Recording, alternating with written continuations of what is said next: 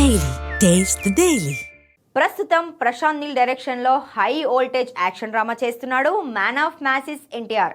ఈ సినిమా గత కొంతకాలం నుంచి షూటింగ్ జరుపుకుంటుంది. అయితే ఆ మధ్య కొన్ని కారణాల కారణంగా షూటింగ్ కాస్త బ్రేక్ ఇచ్చారు. కానీ ఇప్పుడు తిరిగి జెట్ స్పీడ్ లో షూట్ చేస్తున్నారు. కాకపోతే ఎలాంటి అప్డేట్ బయటికి రావడం లేదు. కొద్ది రోజుల నుంచి సైలెంట్ గానే షూటింగ్ చేస్తున్నారు. ప్రస్తుతం హైదరాబాద్ రామోజీ ఫిలిం సిటీలో చిత్రీకరణ జరుగుతోంది. అక్కడ వేసిన భారీ సెట్లో యాక్షన్ సీక్వెన్స్ షూట్ చేస్తున్నారు. మామూలుగానే ప్రశాంత్ నీల్ యాక్షన్ సీక్వెన్స్లు పీక్స్లో ఉంటాయి. ఇప్పుడు తెరకెక్కిస్తున్న సీక్వెన్స్ అంతకు మించి అనేలా ఉంటుందని తెలుస్తోంది. నైట్ మోడ్లో ఈ సీక్వెన్స్ షూట్ చేస్తున్నారు.